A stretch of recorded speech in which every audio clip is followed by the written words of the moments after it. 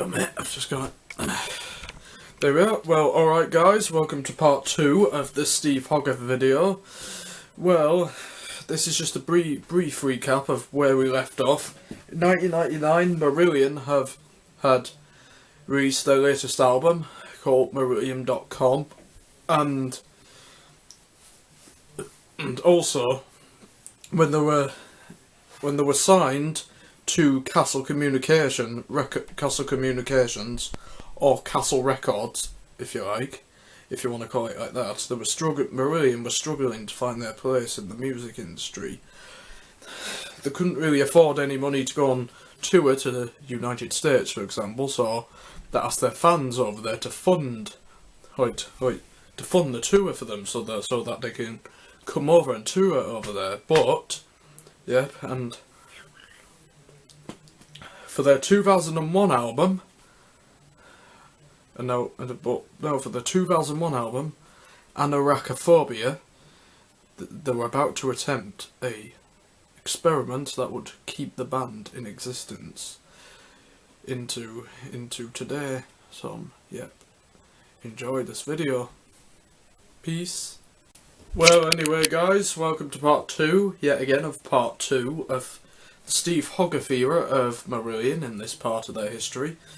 Well, now, in this video, I'm about to tell you the radical experiment what Marillion did with to help record their most recent albums, and also their present history, actually, up until this month, actually. So, let's get down to it. Anyway, well, from picking up from what I said before I stopped the clip. Well, the last clip was an intro clip, really, but, you know, Marillion, the band, were now about to try a radical experiment, and which it was sort of like a similar thing to when they funded the US tour, but different.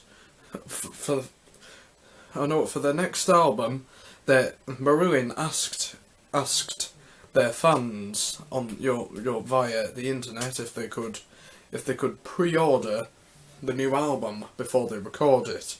Well, this was sort of like a way of helping to raise money for Marillion to help record this album, and they would also do this similar process with many of their later albums after this one. And also if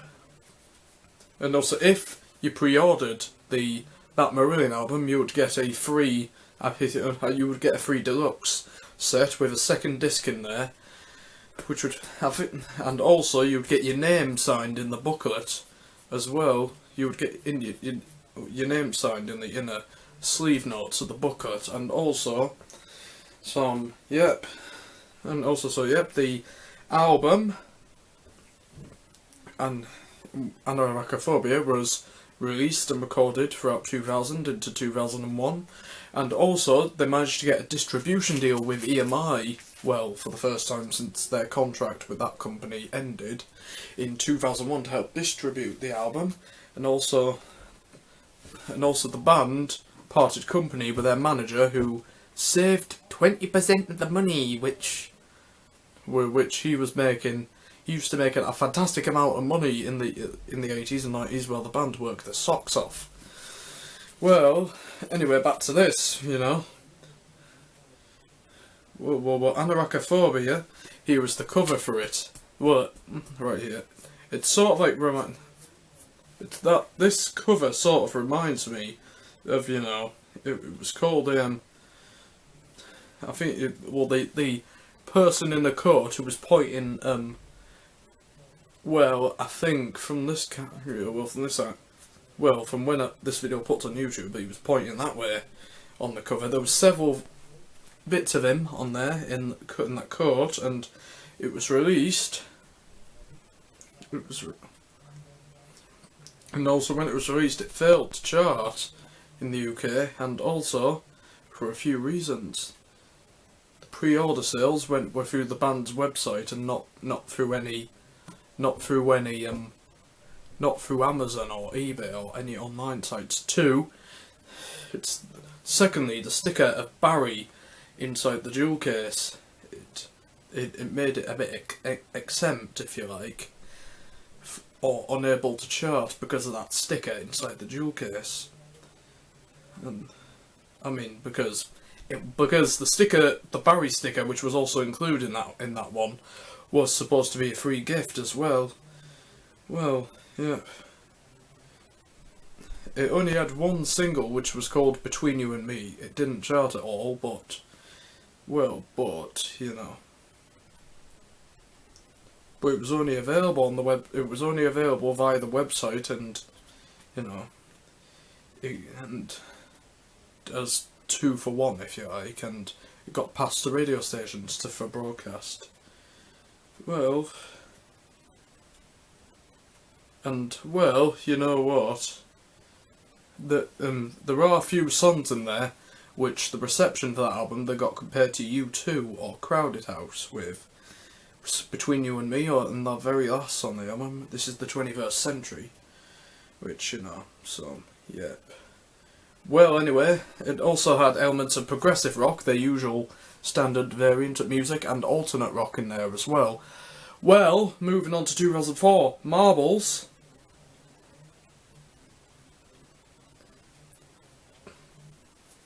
Well, Marbles released in 2004, here's the cover. It has a little boy on there, just basically, it's like a close-up putting 2 marbles on his eyes, over his eyes, you know, like that.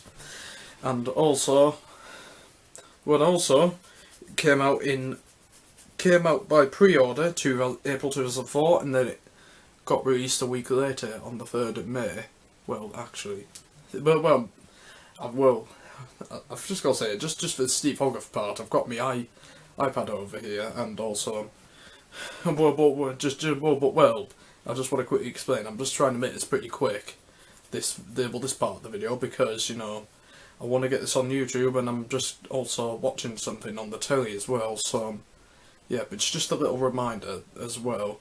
I hadn't had time to have a thorough, just a real quick reminder, just unlike the video which I did for the Fish era, Steve Hogarth bit, I didn't really bother having any time to have a look at the history for quite a little while. I've, you know, just put a few bits in there as well. It's still their history, but, you know, I'm saying it in my own way, actually, just a reminder for this part. Well, anyway, back to Marbles. Marbles came out in 2004, and unlike the last album, which was fan-funded, those who got the album received a 2 CD deluxe edition case, and also had a booklet containing everybody's names who pre-ordered it as well inside there, and also, well, you know, yeah. But really, a bit like the last one, it was unable to chart because it got packaged with a couple of stickers again. But although the album didn't chart, the singles had great success. The first single, "You're Gone," which was the lead single from the album, Marillion asked fans to buy the single in three different formats, and the single managed to reach number 7 in the UK charts, which was their first top 10 single since Incommunicado in 1987 with Fish on vocals, and also it's partly like a comeback, if you like. Well, if you want to. And this song was more pop rock oriented, a bit like a few other songs the band did in the past. Also, yep. Well, for this song, Steve Hogarth got inspired by a sequence which he saw on a computer, on Steve Rothery's computer, and the song is about, like Hogarth said this, it's a simple song, it's about losing a great light in your life and living in the shadow of it, and yet rejoicing in the fact that you were ever there, and it still is there somewhere. You're gone. yeah. It also said the song called "You're Gone" has been characterised as an address of romantic disappointment. Well, that's what he said anyway about the song. Well, and also in 2004, and also in this period, the band also managed to get a revival in the middle of the last decade, which is what I'm talking about at the moment. It reached number 7 in the charts, and they also, although they were denied an appearance on Top of the Pops in the UK, they managed to make an appearance on the Dutch version as well. There are a few clips of that on YouTube already, so check that out if you're interested. Well, anyway, there was the first single, "You're Gone," came out in April 2004, 19th of April 2004, and it reached number 7. The second single was called "Don't Hurt It." The single, what's this one to do with? Never mind. The second single was called "Don't Hurt Yourself." It came out in July, and also it reached number 16 in the charts, like the second highest charting hit off the album. Yep, and also on the cover, on the single cover, it showed a little girl with marbles over her eyes. Well, anyway, so yeah, it was only, but really, and you know, it was bought in a similar fashion to "You're Gone" in order for it to chart, obviously. Well, anyway, after this album, well, and there's one more single, which was a recording made at the London Astoria in 2004. It was released in May, and it appeared on a live album called Marbles Live, but it reached number 2 on a downloads chart, but it was uneligible for any of the other charts at the time. So, yep. Well, anyway, after, and also Marillion also managed to get the biggest amount of success they've had in this time since probably the 1990s, actually.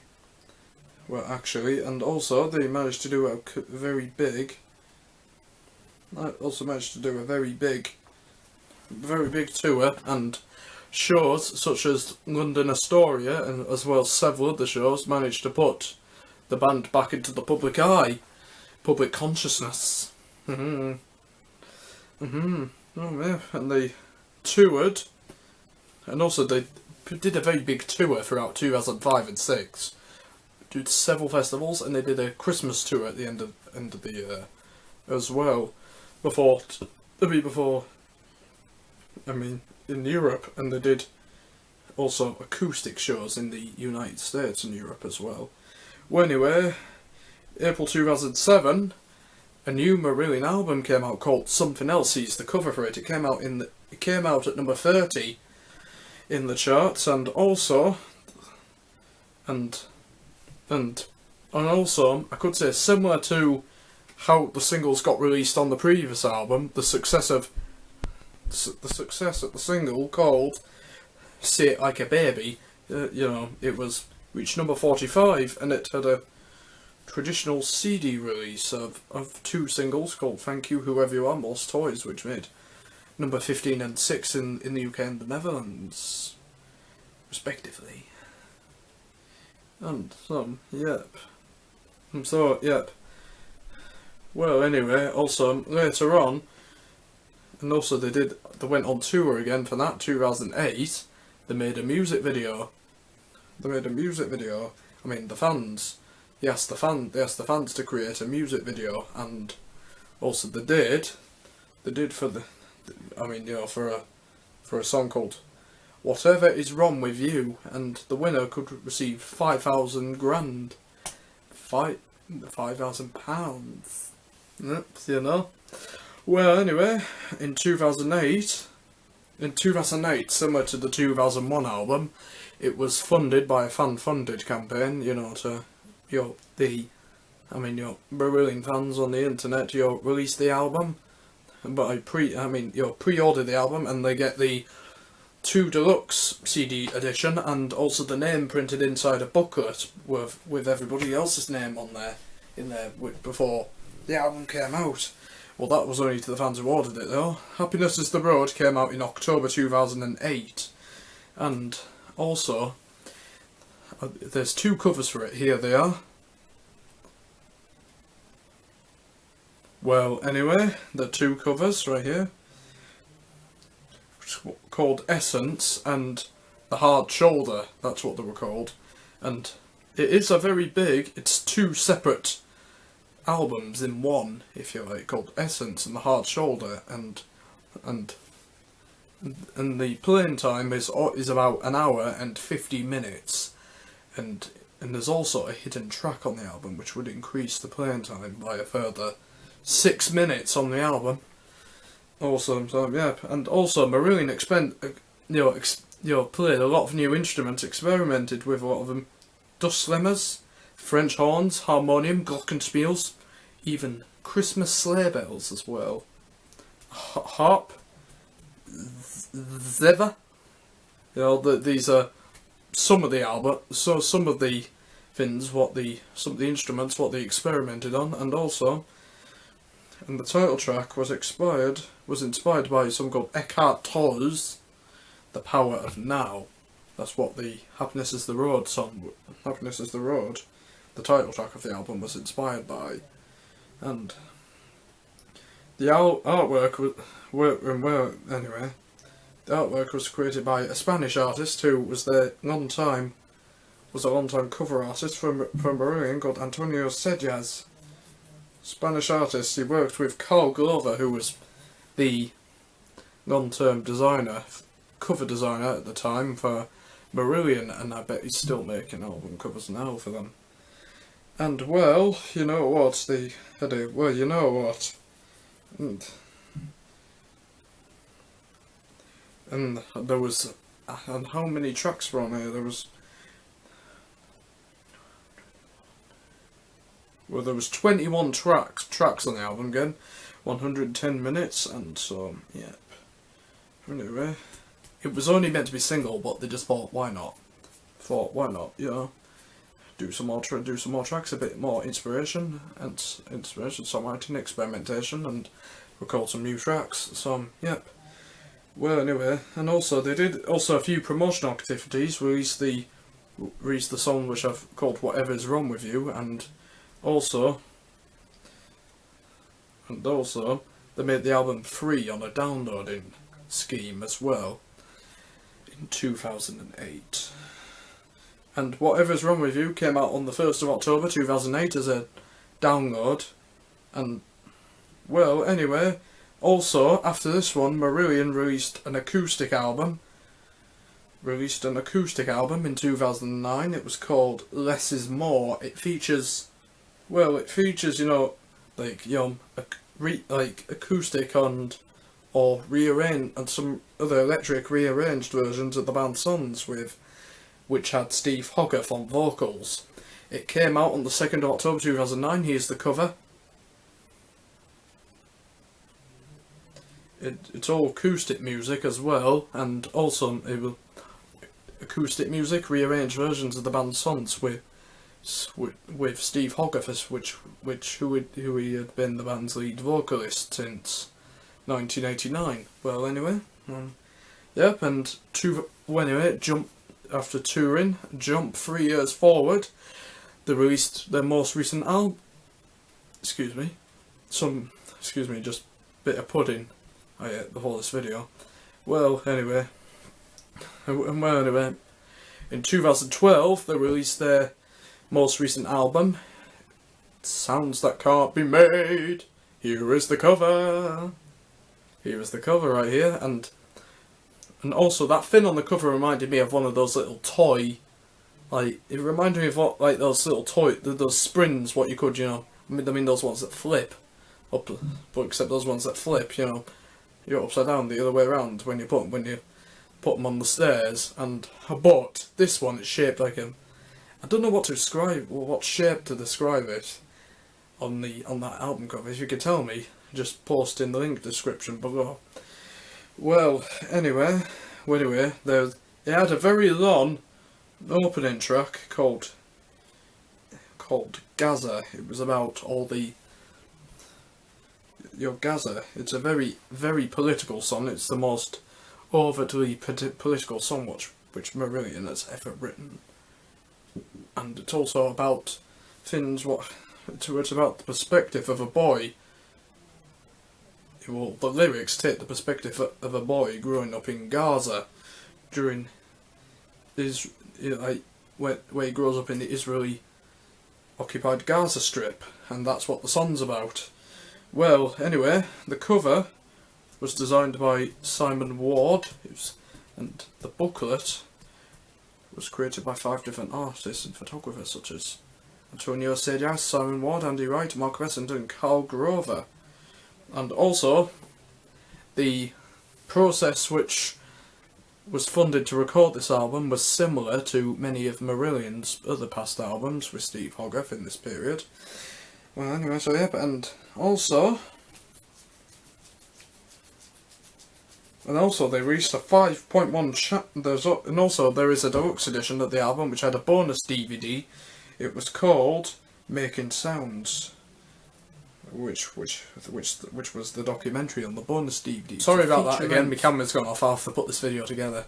Well, anyway, as I was saying, the deluxe edition has a bonus DVD which had a feature-length documentary called Making Sounds, which explored the making of this Marillion album. So yep, and also in 2013 it won an award Best Progressive Rock Album of the Year in 2013 at the awards over there. So yep, and well, anyway, after touring as well, and I just forgot to say one thing, they also released a 5.1 channel surround version of the album. It was part of a Blu-ray set called Sunday Night Above the Rain.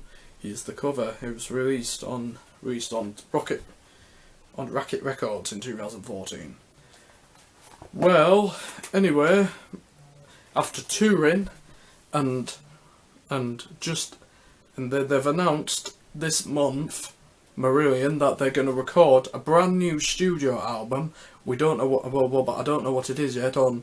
Neither any Marillion fans out there watching this don't know what it is yet, but I think we'll find out pretty. I think we'll find out pretty soon. And they said that the album will be scheduled for release next year. So yep, and may possibly buy it. And the process, I'll say again, is similar to many of Marillion's past albums. So yep, so that means if I decide to get this new album, I could get a deluxe edition with my name inside the booklet, possibly. So yep. Well, that's only if I decide to or if I want to. Well, anyway, that's it now. That is the history of Marillion from their beginnings in 1979 up until the present day, which is 2015. 36 years on. Well, yep. Marillion group, a great progressive rock group. So yep, one of the best ones actually. Well, anyway, enough of that now. So yep, I can now say thanks for watching. Please comment, rate, subscribe if you like my videos, and thanks for watching. I'll see you guys in my next video, which will be on Wednesday. And also, my next video on Wednesday will be a video at Stokesay Fair, which it will be right in that, which will be held in the High Street. And yep, I'll be going to that. I'm going to have a really great time on Wednesday, so I'm going to wish myself good luck with that video, and hope I have a great time on Wednesday night. And if anybody who's watching this video is going, and hope you have a great time as well. So yep. Well, anyway, I'll say once again, thanks for watching. Please comment, rate, subscribe if you like my videos, and thanks for watching. I'll see you guys in my next video. Peace.